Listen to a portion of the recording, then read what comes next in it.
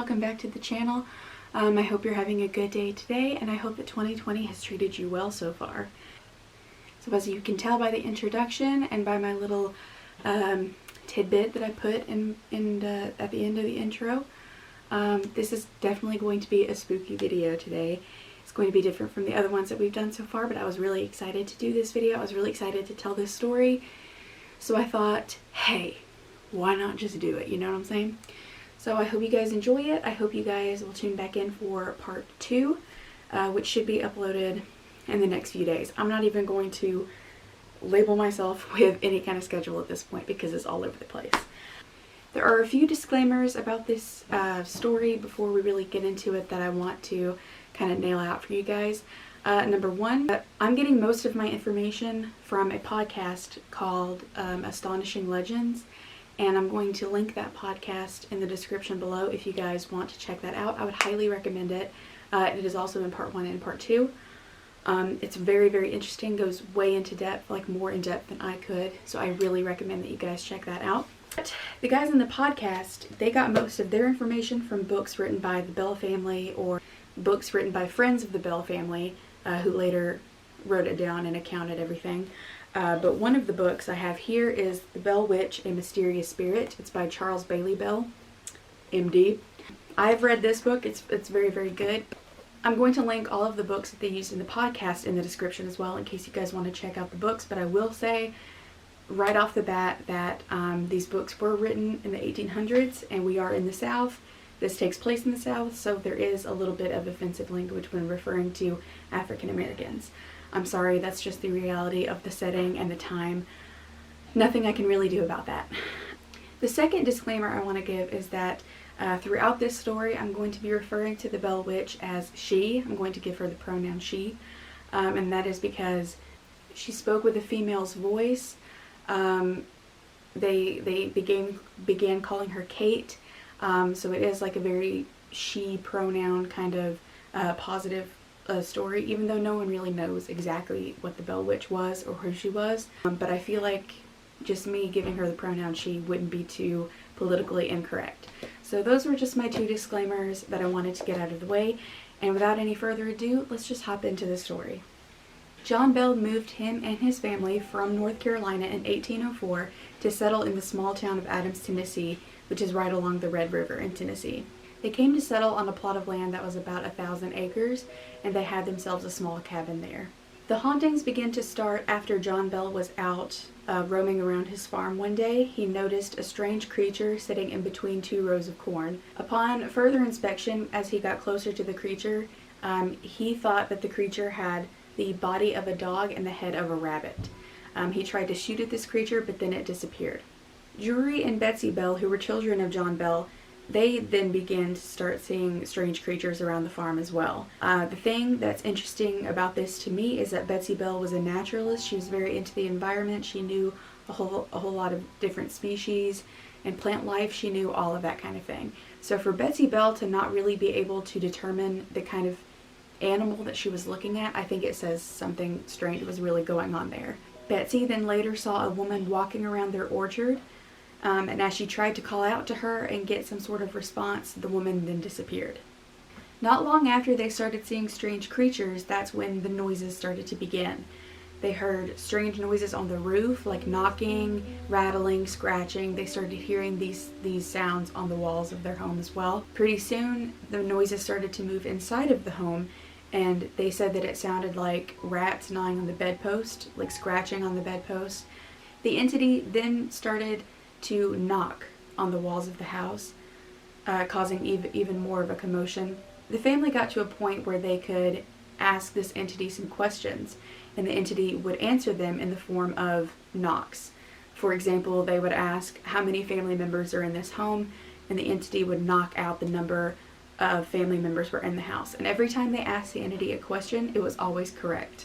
In this way, with the family asking the entity questions and expecting it to respond, I believe that the Bell family inadvertently gave this spirit some sort of power, made it feel like it was in a way welcome in their home, and so this fueled the entity, it fueled the growing hauntings, so things started to really go downhill for the Bell family after this. Finally, the family started to hear what sounded like a very faint whisper. It was very, very low and quiet at the very beginning, but then it started to grow in its volume and its intensity, and eventually it started to have the sound of a woman's voice. And after it started to sound like a woman's voice, it kept getting louder and louder and growing in intensity until it was a very dominant female voice that they could hear all around the house. Someone in the family decided one day to ask this entity a very important question: who are you and what are you doing here? And the entity answered, "I am a spirit. I was once very happy, but have been disturbed." It was about this time that John Bell also started to have problems chewing, swallowing, eating, drinking, and he started to have facial spasms as well. No one could really explain at the time why these things were happening to him, but a lot of people have attributed these strange symptoms to the haunting of the Bell Witch as well. The kids started to have their hair pulled in the middle of the night, as well as the covers on their bed ripped off in the middle of the night. Bell decided that with the growing intensity of this haunting and how it was starting to take out its aggression on his children, he finally, after a year of keeping this entire haunting a secret, he finally decided to reach out to his closest friends, which were James and Jane Johnston. James Johnston had a lot of knowledge of the Bible, so Bell figured that maybe he could shed some sort of light on what was going on in his house. James and Jane then decided to spend the night in the Bell house per John's request, and they definitely experienced some strange things that night. They started to hear noises outside of their room, but then came inside of their room. The covers were yanked off of their bed, and James then asked the entity what it was, but he got no reply. It became very obvious to them after staying at the Bell house that something strange was going on, and they decided to tell more members of the community about what was happening at the Bell home. After John made the spirit's presence more widely known, there were constantly visitors at the Bell house.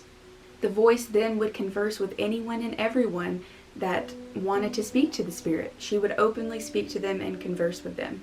The ghost started to call John Bell Old Jack, and she referred to Lucy Bell, John Bell's wife, as Old Luce.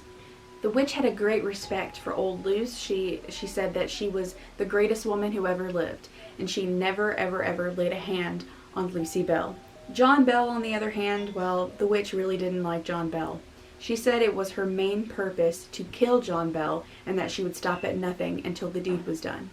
Betsy Bell was one of the main victims of the witch, along with John Bell, and she would repeatedly have her hair pulled in the middle of the night. She would be slapped violently in the middle of the night as well, and her family would wake up in the middle of the night to hear her screaming, saying that the witch was hitting her, slapping her. She said it felt like she was being poked with pins, and the family would run into her room in the middle of the night, light a candle to see what was going on, and nothing would be there. The only thing that would be there would be the physical remnants of the witch's attack. Claw marks on her face, claw marks along her body, whelps, bruises on her face from where the witch would slap her and hit her. This entity seemed to be omniscient, vengeful, and very, very petty. More people, along with family members, would continually ask the witch who she was, why she was there, where she came from. In her kind of childlike way of taunting the family and messing with the family, her replies would change every single time that they asked her. One reply she gave when someone asked who she was this very interesting quote: "I am the spirit of a person who was buried in the woods nearby, and the grave has been disturbed. My bones disinterred and scattered, and one of my teeth was lost under this house, and I am here looking for that tooth." In this area of Adams, Tennessee, I want you guys to keep in mind that even though Tennessee is not considered the frontier by any means, back in the early 1800s it was.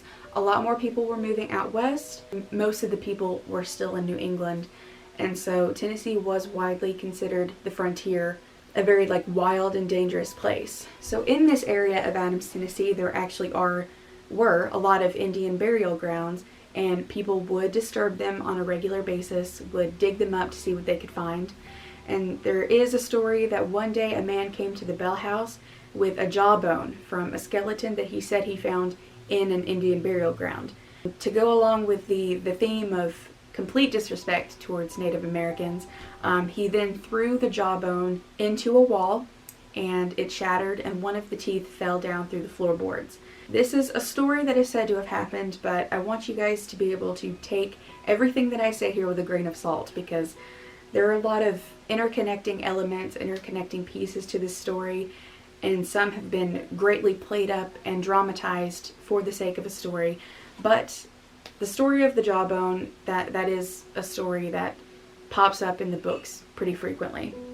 After hearing the witch say that she was looking for her tooth, the family then began to search for the tooth, but they could never find it. A man who was a reverend in the town, his name was James Gunn, he once tried to ask the ghost who she was, and of course he got a very different reply. The witch answered him and said, "I am the spirit of an early immigrant who brought a large sum of money and buried my treasure for safekeeping until needed. In the meanwhile, I died without divulging the secret, and I've returned in the spirit for the purpose of making known the hiding place, and I want Betsy Bell to have the money." So obviously upon hearing this, the Bell family then really wanted to find this treasure. She said the treasure was on the land. The witch then gave them complete instructions and directions on how to find this treasure. They went out to the links of their property one day. They had to move a rock, and under the rock was the place where they were supposed to dig, and they ended up digging a 6-foot hole, I believe, and they dug all day. They exhausted themselves. They didn't find anything. They found absolutely nothing. And when they returned back to the cabin, they heard the voice of the witch laughing and mocking them and recounting every single thing that they had done for that entire day, like she had been there the whole time.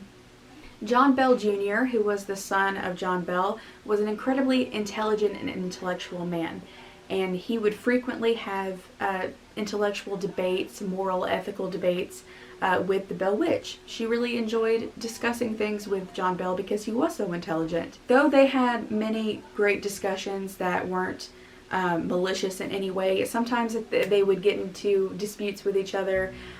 She would verbally abuse him. She would make fun of him, berate him constantly, but she never laid a hand on John Bell. That's another thing I want you guys to keep in mind throughout this whole story, is that the witch had favorites, and the witch definitely had people that she hated with a passion. Young Drury Bell was often beaten by the witch, just like his sister Betsy, and it turned out that he was so scarred emotionally, physically from the trauma that happened in this 4-year period that he grew up, never got married, and decided to live by himself for the rest of his life. I also want you guys to keep in mind that as members of the community, as more people started to visit the Bell house and they decided to start calling her the Bell Witch, I am going to explain really quick why they would, call her the Bell Witch. In those days, the term witch was kind of an umbrella term for a sort of entity or spirit that they believed that a witch conjured to do the witch's bidding, basically. So they believed that this witch had been sent by someone named Kate, and I'm going to get into why they believed that this was the witch of a woman named Kate. I'm going to get into that in part 2, but I wanted you guys to know that that's why they started referring to her as a witch. The Bell Witch knew anything and everything about every single person who came into the Bell house, be it stranger or regular family member. One day, a man came into the house, and the witch gave an entire history of this man to everyone in the family who was there to hear it. The man came in, and the witch said, this man drug a very young woman away from her family to be married. He broke her arm in the incident in trying to get her out of the house. The Bell Witch recounted this entire tale, and the man, pretty put off by the fact that he had just had his darkest secrets revealed to the Bell family, he did admit that everything the witch said was, in fact, correct. Later on, the entity seemed to break off into 4 different spirits. So it was one spirit breaking off into multiple different spirits, and these multiple different spirits had different characteristics, different attributes to their personalities, and they also had different names. These are very strange names, so bear with me. There was Black Dog, Mathematics, Psychopathy, and Jerusalem. No one knows exactly what the word psychopathy even means, but that was one of the names. So Black Dog was the leader of the characters and spoke in a very harsh female tone. Mathematics and Psychopathy were similar in that they spoke in a female kind of voice, but they were a lot more delicate in their female tones. Jerusalem had the voice of a boy. So these characters would often incite chaos, even seeming to get drunk, and fill the house with the smell of booze. Black Dog was the leader, as I said, and would assign specific torture to specific members of the family, and the other ones, Psychopathy, Mathematics, and Jerusalem, would then be the ones to torture the members of the Bell family. This strange separation, when it's documented in the books, doesn't really seem to last for very long, because pretty soon the family just starts referring to her as Kate again, and she seems to just start acting as one entity. Another goal that the Bell Witch had, besides ultimately killing John Bell, was to keep Betsy Bell from marrying her longtime sweetheart, Joshua Gardner. Now, Betsy was about, I would say, 11 or 12 when these things started to happen to her, when she was really being tortured and haunted by the Bell Witch. But she was already in a way engaged to Joshua Gardner, because, you know, it was the early 1800s, so people were getting married a lot earlier, people were getting engaged a lot earlier, and Joshua and Betsy really cared for each other. They were childhood friends, and it was understood by pretty much everyone that they were going to get married one day. The witch would plead to Betsy, please do not marry Joshua Gardner, please do not marry Joshua Gardner, and then at the same time, in the middle of the night, would beat her and slap her and pull her hair. And it's just, it's strange. It doesn't really make any sense as to why she would be telling her not to do something, seeming like she cared for her in a way, and then at night she would physically abuse her. It doesn't make any sense. None of this story makes any sense, and we're going to get into how much it doesn't make any sense in part 2. The news of this entity spread across the country. It spread like wildfire, and it even spread across the seas, and people from other countries and people from England started to come specifically to Adams, Tennessee, to the Bell home to see if they could see for themselves the Bell Witch in all her glory. People would often come to the Bell house saying that they were investigators, asking if they could investigate what was going on, to see if they could see if maybe one of the kids had learned how to be a ventriloquist and could throw their voice in a way that made it sound like, you know, it wasn't their own voice, and if they were doing any kind of puppetry in the middle of the night, they wanted to investigate and see if the kids were behind these hauntings. Everyone initially investigating thought that it was a hoax, mainly a hoax concocted by Betsy Bell, but people started to realize that it wasn't a hoax when Betsy would go to stay at other people's houses, and crazy things would happen at the Bell house as well as wherever Betsy was in the same night, seemingly at the same time. She would often impersonate other people's voices. There's a specific story that I really like, in which a group of Shakers were coming down the road to come and visit the Bells. Now, for those of you who don't know about the Shakers, they were a restorationist Christian sect, and they were called Shakers because during worship they often like shook their bodies because like the Holy Spirit was coming into their church, so they would shake their bodies. So the Shakers would often visit the Bells, and one particular day they were coming down the road to come and visit them, and Lucy Bell, the sweetheart that she is, would always entertain any guest who came to the house. She would never say a single bad thing about it. Even if she was really stressed out doing a whole lot that day, it didn't matter. She was going to be the perfect hostess for whoever came into her house. After seeing that the Shakers were in fact going to come and visit them, Lucy made the mistake one day of saying, maybe muttering under her breath something like, you know, she didn't have enough time to prepare some food or something like that. It only took a little bit, and the witch immediately was like, I'm not going to let Lucy go through that. The family then heard their slave boy, who was in charge of handling their dogs on the farm. They then heard him calling the dogs and like amping them up, getting them really angry, and they couldn't figure out why he was doing that. And the voice of this slave then made the dogs start charging after the Shakers, and the dogs were nipping at the horses and scaring them, and so the Shakers then got scared and they took off down the road and they didn't come back. The Bell family was pretty confused as to why their slave boy would do something like this. As it turns out, the slave boy wasn't even on the property at the time, and the witch was the one who had impersonated the voice of the slave boy to a T, so much that the dogs, who were very intelligent, so much so that they knew that their master was speaking to them, and they acted on that. That's how well she can impersonate people's voices. After the Shakers took off down the road, they could hear the sound of the witch then laughing and making merry of the fact that she had just scared the Shakers down the road. Another interesting story that I really like, one time an Englishman came to the house. He came all the way from England to see the Bell Witch and to spend time with the Bell family to see what was going on. He started to speak to the Bell family about his family back home, about his parents, and all of a sudden the disembodied voices of his parents were heard throughout the house.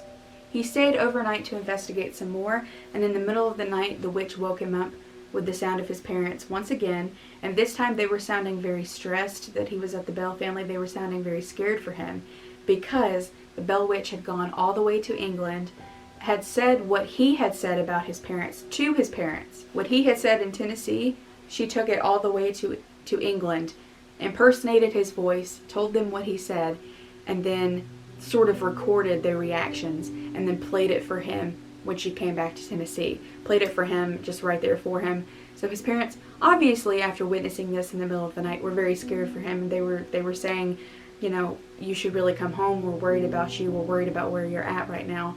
And so the very next day he did in fact get up before breakfast and leave, and he never returned.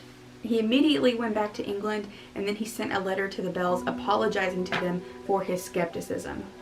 One Sunday, a group of people came to gather in the Bell home as they had started this tradition of doing, and it came up in conversation that someone had missed a specific sermon that one of the reverends had been giving at one of the churches. So the witch then decided that she would recount the sermon word for word for the person who had missed it, and the reverend who had given the sermon was in the Bell house at the time. After she had finished giving this sermon, the reverend did say, "That's exactly the sermon that I wrote." She knew every single word of that sermon. And then they decided to test her knowledge just a little bit more, and they said, "What about the sermon that this other reverend gave at the other church at the exact same time?" And what did she do? She recounted word for word the sermon that had happened at the same time as the other sermon. And the reverend was there yet again and said, "Yeah, that was my sermon." So 2 different sermons from 2 different reverends at 2 different churches. She knew them word for word and could recount them for everyone in the home at the time.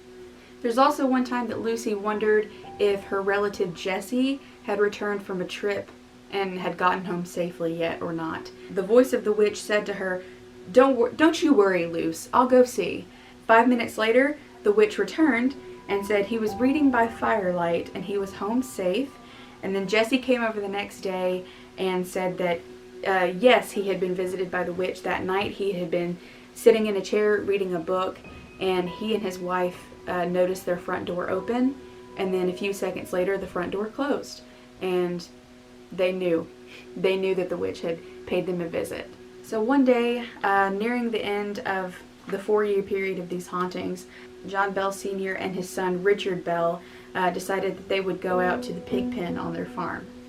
As they were walking out onto this path to go to the pig pen, one of John Bell's shoes was violently yanked off of his foot for no reason. Richard then placed the shoe back on his father's foot, and then they took a few more steps and the same thing happened. The shoe was yanked off of the foot.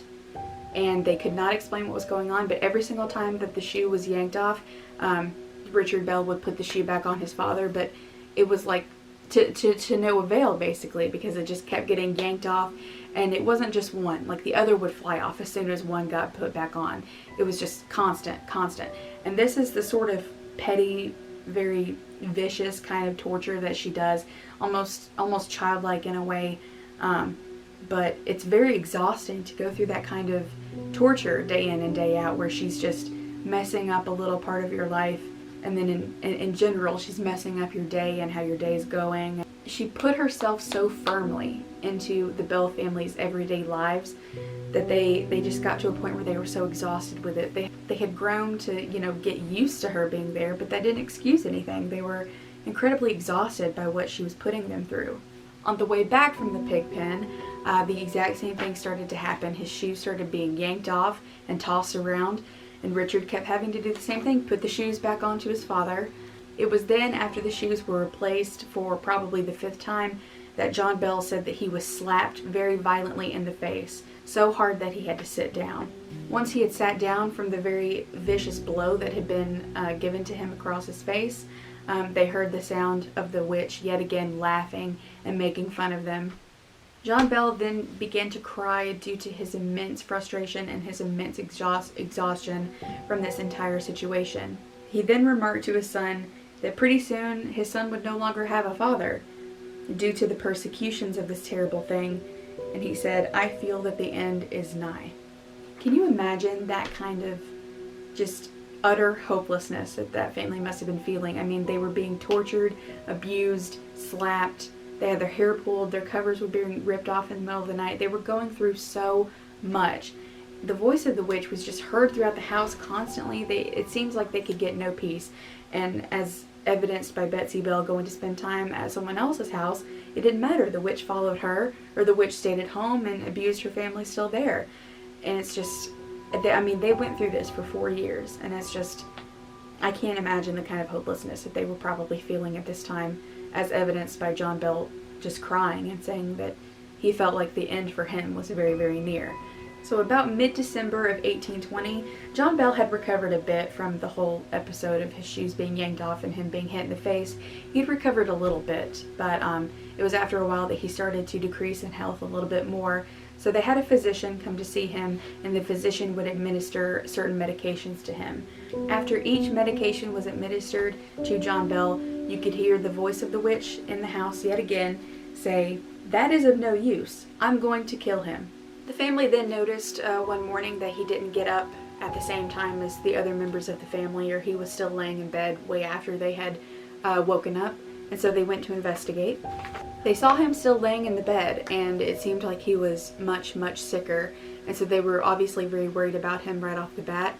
But they went to the medicine cabinet to see if there was anything that they could give him, and that's when they noticed a small bottle of a smoky brown liquid that they had never seen before. They fed some of this liquid to their cat, and within 10-15 minutes of them administering this liquid to their cat started to convulse violently, and then it died. So they obviously deduced that this liquid was a poison, and they were trying desperately to figure out who had tried to poison him, if the physician had poisoned him, if someone had come into their house and given him this liquid in the middle of the night. They could not figure it out for the life of them. As the family was trying to figure out where this mysterious liquid came from, the voice of the witch said with great joy, "He will never get up. I did it." So there you guys go. That is the conclusion of part 1 of the haunting legend of the Bell Witch. Just stick with me. I know that this was pretty choppy and I was kind of all over the place. I've never done a video like this before, but I hope that you guys will stick with me, and I hope that you guys will watch part 2, because in part 2 I'm going to be talking about some theories as to why some of this mysterious behavior was happening. I'm going to be sharing a few more stories that happened in the time spans of 1817 to 1821. I'm going to be talking about the famous Bell Witch Cave, which I'm sure you guys have heard of.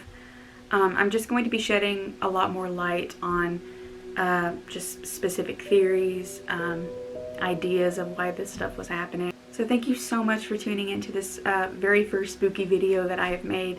It really means a lot to me. It means so much to me. Thank you guys so much for the support, and be sure to tune in for part 2, because you're not going to want to miss it. The amazing conclusion to the haunting legend of the Bell Witch. So without any further ado, I would just like to say, stay happy, stay classy, stay sassy. I'll see you guys later.